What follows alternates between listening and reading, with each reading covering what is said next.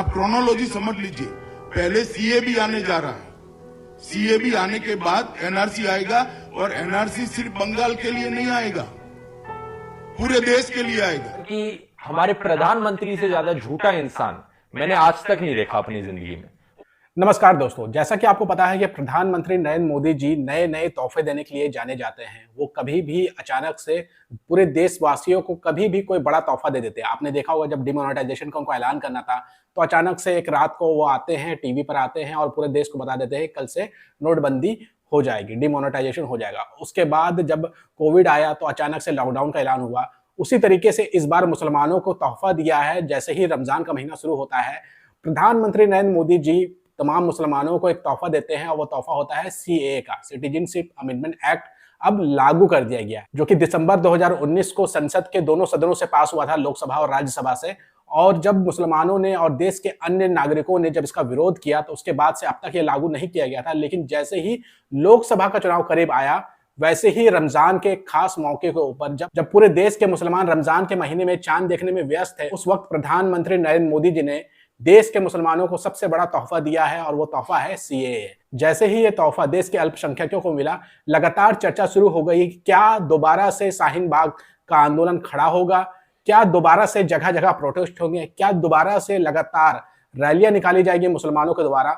इस बात की चर्चा शुरू हो गई। इसी बीच हमारे देश के जो अंधभक्त है वो काफी ज्यादा खुश नजर आने लगे और वो लगातार सोशल मीडिया पे लिखना शुरू किया है कि अब तो कागज दिखाना ही पड़ेगा। लेकिन उनको झटका तब लगा जब साउथ के बड़े बड़े एक्टर सीएए के विरोध में कूद पड़े और उन्होंने अपनी बातों को रखा है। साथ ही हम आपको अपने इस वीडियो में बताएंगे कि ध्रुव राठी का एक वीडियो काफी ज्यादा वायरल है और ध्रुव राठी इस वक्त सोशल मीडिया पे ट्रेंड कर रहे हैं और उनका एक वीडियो वायरल हो रहा है जो कि सीए, एनआरसी और एनपीआर को लेकर के वो कई बातें रखते हुए दिखाई दे रहे हैं अपने उस वीडियो में। वो वीडियो भी हम आपको दिखाएंगे, ध्रुव राठी का ट्वीट भी दिखाएंगे। तो इन तमाम मुद्दों पर हम अपने इस वीडियो में चर्चा करेंगे। तो आपसे गुजारिश है कि आप इस वीडियो को आखिरी तक जरूर देखिएगा। जैसे ही ये खबर सामने निकल करके आई कि देश में सीए लागू कर दिया गया है, तो सबसे ज्यादा खुशी हुई थी अंधभक्तों को।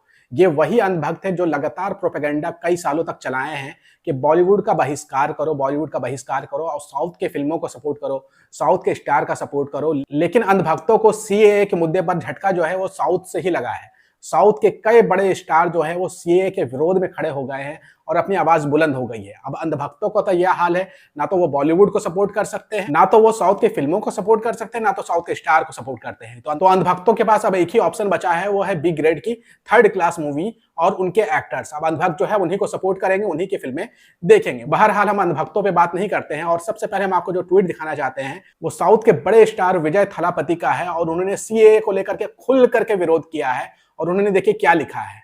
विजय थलापति ने कहा है, जो कि हिंदुस्तान खबर ने छापा है, विजय ने कहा है, देश में नागरिकता संशोधन कानून 2019 की तरह का कोई भी कानून बर्दाश्त नहीं किया जा सकता, जबकि देश में सभी लोग मिलजुल कर भाईचारे के साथ रहने को तैयार है। तो ऐसे कानून की क्या जरूरत है। विजय ने तमिलनाडु सरकार से अपील की है कि राज्य में इस कानून को लागू ना किया जाए। बता दें, विजय के अलावा कई विपक्षी नेताओं ने इस समय सीए लागू करने पर सवाल उठाए हैं। असदुद्दीन ओवैसी की पार्टी एमआईएम ने कहा, चुनावी फायदा उठाने के लिए चुनाव से ठीक पहले मोदी सरकार का यह स्टंट कर रही है। विरोधी दलों का कहना है कि चुनाव से पहले सीए लागू करना ध्रुवीकरण का प्रयास है। तो आपने देखा, विजय थलापति ने खुल करके सीए का विरोध किया है और तमिलनाडु सरकार से अपील कर दी है किसी भी हाल में तमिलनाडु में सीए लागू नहीं होना चाहिए। आपको पता ही होगा कि ऑल इंडिया मजलिस इत्तेहादुल मुस्लिमीन ने भी इसका विरोध किया है। इसके अलावा ममता बनर्जी ने भी खुल करके विरोध किया है और केरला की सीपीआई सरकार यानी कि लेफ्ट सरकार ने भी इसका जम करके विरोध किया है। वहीं इस बीच बॉलीवुड के एक बहुत बड़े डायरेक्टर अनुराग कश्यप का भी कुछ ट्वीट्स वायरल हुआ है, जिसमें वो अंधभक्तों को जबरदस्त तरीके से धोते हुए नजर आ रहे हैं सीए के मुद्दे पर। आप उनका ये ट्वीट देखिए। अनुराग कश्यप कह रहे हैं, नया जुमला है, हर कोई जो सीए का विरोध कर रहा है वो गद्दार है। अगर संविधान के लिए लड़ना, अपने हक के लिए आवाज उठाना और सरकार का विरोध करना गद्दारी है तो मैं गद्दार ही सही, लेकिन मेरी गद्दारी तुम्हारी मोदी भक्ति से बड़ी देशभक्ति है। हालांकि ये जो ट्वीट है ये पुराना ट्वीट है जो इस वक्त दोबारा से वायरल हो रहा है। उसके अलावा अनुराग कश्यप का एक और ट्वीट वायरल हो रहा है जिसमें वो अंधभक्तों को और उन नफरती चिंटुओं को करारा जवाब दे रहे हैं, किसी को भी देशद्रोही बता देते हैं। अगर आप मोदी सरकार के विरोध कर रहे हैं तो आप देशद्रोही हो जाते हैं। उन लोगों को भी करारा जवाब दिया अनुराग कश्यप ने और ट्वीट करते हुए लिखा है, देशद्रोही वो नहीं जो सड़क पर है, देशद्रोही वो हैं जो सत्ता में है। देश हमारे लोगों से और संविधान से है, सत्ताधारियों से नहीं। देश तब भी था जब मोदी शाह नहीं थे और आगे भी रहेगा, लेकिन यह भाजपा का देशद्रोह अब बर्दाश्त नहीं किया जाएगा। देशभक्ति भाजपा को साबित करनी है, हमें नहीं। तो आपने देखा किस तरीके से करारा जवाब दिया है अंधभक्तों को, जो किसी भी मुद्दे पर अगर आप सरकार का विरोध कर रहे हैं तो आपको देशद्रोही का सर्टिफिकेट बांटते हैं, उन लोगों को करारा जवाब दिया है बॉलीवुड के बड़े डायरेक्टर अनुराग कश्यप ने। इसके अलावा साउथ के एक और बड़े नाम कमल हसन ने भी विरोध किया है और उन्होंने काला दिन बता दिया है सीएए को लागू करने के ऊपर। कमल हसन ने क्या कहा वो भी आप देख लीजिए। इसके बाद हम ध्रुव राठी की ट्वीट भी दिखाएंगे और वीडियो भी दिखाएंगे किस तरीके से पोस्टमार्टम करके रख दिया है ध्रुव राठी ने सीएए का। कमल हसन ने ट्वीट करते हुए लिखा है, काला दिन है यह भारत के लिए, एक धर्म के आधार पर सिटीजनशिप का टेस्ट करना ये अनएथिकल है, हमारे सेकुलर कॉन्स्टिट्यूशनल फाउंडेशन के ये विरोध है और मैं इसके लिए जो है वो लड़ाई लड़ने वाला हूं, चाहे वो कानूनी लड़ाई लड़ना मुझे पड़े तभी मैं लड़ूंगा और राजनीतिक लड़ाई भी मुझे लड़ना पड़े तो मैं लड़ने के लिए तैयार हूं। ये बात जो है साउथ मूवी इंडस्ट्री के एक बड़े अभिनेता कहते हुए नजर आ रहे हैं। अंधभक्तों के पास तो अब कोई चारा बचा नहीं, बॉलीवुड की तरफ से भी धुलाई हो रही है और साउथ मूवी के बड़े एक्टर डायरेक्टर भी धुलाई कर रहे हैं अंधभक्तों के लिए। तो अंधभक्तों के पास अब एक ही विकल्प बच गया है, वो है बी ग्रेड की थर्ड क्लास मूवी और उनके थर्ड क्लास एक्टर। अब बात कर लेते हैं ध्रुव राठी की। ध्रुव राठी ने सीएए को लेकर के एक प्रेडिक्शन किया था सीएए लागू होने से 3 दिन पहले और उनकी प्रेडिक्शन बिल्कुल सही साबित हुई। किस तरीके से भारतीय जनता पार्टी देश के लोगों का ध्यान भटकाने के लिए सीएए को इंप्लीमेंट करेगी और लागू कर देगी, इसकी भविष्यवाणी पहले ही कर दी थी ध्रुव राठी ने। आप ध्रुव राठी का ये ट्वीट देखिए, फिर हम आपको वीडियो दिखाते हैं।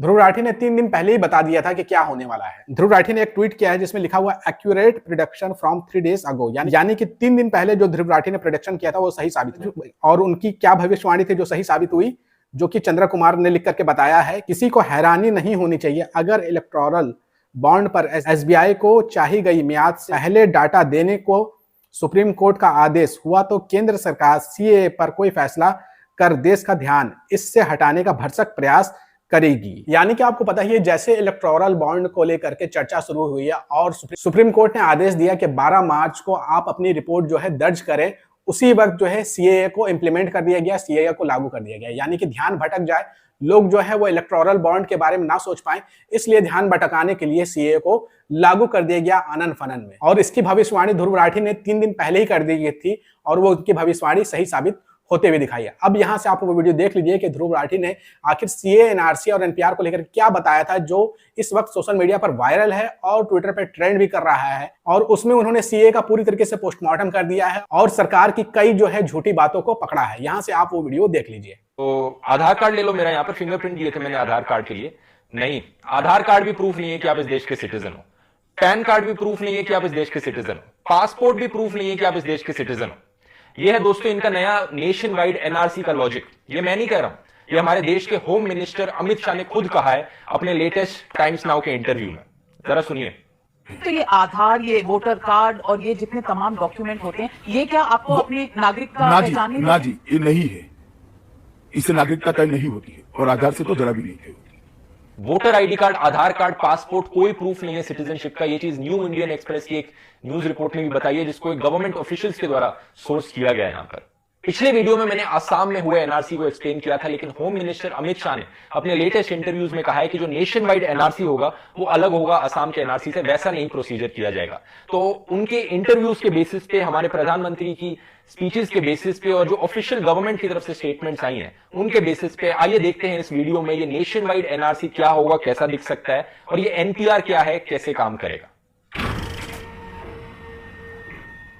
अब आप यहां पर शायद पूछेंगे कि मैं नेशन वाइड एनआरसी की बात ही क्यों कर रहा हूं, क्योंकि हमारे प्रधानमंत्री मोदी जी ने अपनी लेटेस्ट स्पीच में कहा कि एनआरसी का कोई प्लान नहीं है। जब से इनकी नई सरकार आई है, नेशन वाइड एनआरसी की इन्होंने कभी चर्चा नहीं करी, कोई डिटेंशन सेंटर नहीं बने हमारे देश में। एक चीज मैं कह दूं दोस्तों यहां पर कि हमारे प्रधानमंत्री से ज्यादा झूठा इंसान मैंने आज तक नहीं देखा अपनी जिंदगी में। ओपनली झूठ बोलते हैं चिल्ला चिल्ला कर। ये देखिए जरा। मेरी सरकार आने के बाद 2014 से आज तक मैं 130 करोड़ देशवासियों को कहना चाहता हूं, कहीं पर भी एनआरसी शब्द पर कोई चर्चा नहीं हुई है, कोई बात नहीं हुई है। शायद इन्हें लगता है इतना उछल उछल कर चिल्ला चिल्ला कर बोलेंगे तो लोग इनके झूठ को सच मान लेंगे। एक्चुअली में पता है क्या दोस्तों, ये एक प्रोपेगेंडा टेक्निक है, एक लॉजिकल फैलेसी है, जिसे जर्मन में कहते हैं ग्रोसे ल्यूगे, अ बिग लाई। इसको सबसे पहले मेंशन किया था जर्मनी के सबसे फेमस डिक्टेटर ने, जिसका नाम आप जानते ही होंगे। इसका मतलब यह है कि इतना बड़ा झूठ बोलो, इतना बड़ा झूठ बोलो कि सुनने वाले को लगे वहां पर कि इतना बड़ा झूठ, इतना बड़ा आदमी बोल रहा है यहां पर, इतने कॉन्फिडेंस से बोल रहा है, तो ये चीज झूठ नहीं हो सकती, ये चीज सच्ची होगी यहां पर। और इस तरह से आप लोगों को बेवकूफ बनाओ, लोगों को बहकाओ। सच्चाई यह है कि अमित शाह ने एक नहीं, दो नहीं, बल्कि 7-8 भाषणों में अपने पिछले 5 सालों में बार बार नेशन वाइड एनआरसी पर चर्चा करी है। बार बार इन्होंने कहा है कि नेशन वाइड एनआरसी आएगा आएगा आएगा। हम इस पर बिल्कुल साफ है कि इस देश में एनआरसी होकर रहेगी। एनआरसी की प्रक्रिया देश भर में होगी। देश भर के अंदर नेशनल रजिस्टर ऑफ सिटीजन्स को हम लेकर आएंगे। आप क्रोनोलॉजी समझ लीजिए, पहले सीए भी आने जा रहा है, सीए भी आने के बाद एनआरसी आएगा, और एनआरसी सिर्फ बंगाल के लिए नहीं आएगा, पूरे देश के लिए आएगा। नहीं, देश भर में करना ही चाहिए। इसका नाम ही national citizen register of citizen है। एनआरसी शब्द पर कोई चर्चा नहीं हुई, कोई बात नहीं हुई। फिर मोदी जी ने अपनी स्पीच में कहा कि देश में कोई डिटेंशन सेंटर्स ही नहीं है। एक और बहुत अच्छा एग्जांपल इस प्रोपेगेंडा टेक्निक का। न डिटेंशन सेंटर में भेजा जा रहा है, न हिंदुस्तान में कोई डिटेंशन सेंटर है। भाइयों बहनों, ये सफेद झूठ है, ये बद इरादे वाला खेल है, ये नापाक खेल है। डिटेंशन सेंटर अगर एक अफवाह है तो ये क्या है असम में? ये 40 करोड़ रुपए खर्च करके क्या शॉपिंग मॉल बनाया है असम में? और कर्नाटका में क्या ये बच्चों का प्लेग्राउंड बनने जा रहा है यहाँ पर?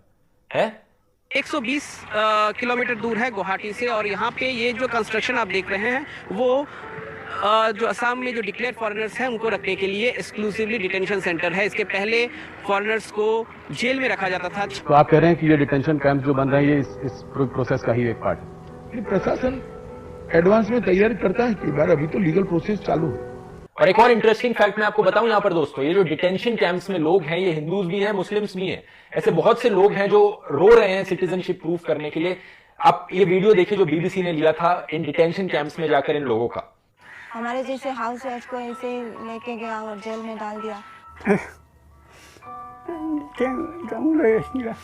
एक रूम में कम से कम 50 आदमी 55 आदमी एक रूम में रखता था। बाथरूम का सामने सोना पड़ता है आदमी को।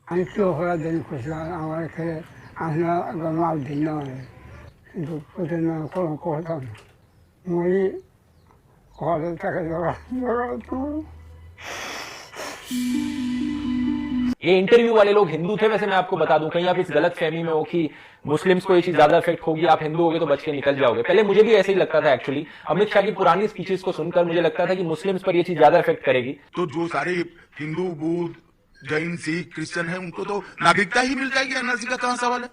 हम सामने चलकर नागरिकता देना चाहते हैं उनको, और इसमें कोई दस्तावेज की जरूरत नहीं। लेकिन इनके लेटेस्ट इंटरव्यू सुनने के बाद ये लगता है कि चाहे आप हिंदू हो, चाहे मुस्लिम हो, क्रिश्चियन हो, ये सबको इफेक्ट करेगा ये एनआरसी। पहले मैं स्पष्टता कर दूं, एनआरसी में कोई धर्म के आधार पर कोई कार्यवाही नहीं होनी। जो कोई भी एनआरसी के तहत इस देश का सिटीजन नहीं पाया जाएगा, सबको निकाला जाएगा। एक बात तो इसमें सिर्फ मुसलमानों के लिए एनआरसी है ये कहने की बात मेरे हिसाब से गलत होगी। और रियलिटी पता है क्या दोस्तों? रियलिटी ये है कि जब अगर ऐसी कोई स्कीम कराई जाएगी हमारे देश में तो सबसे ज्यादा नुकसान इसमें आम आदमी का होगा, गरीब लोगों का होगा।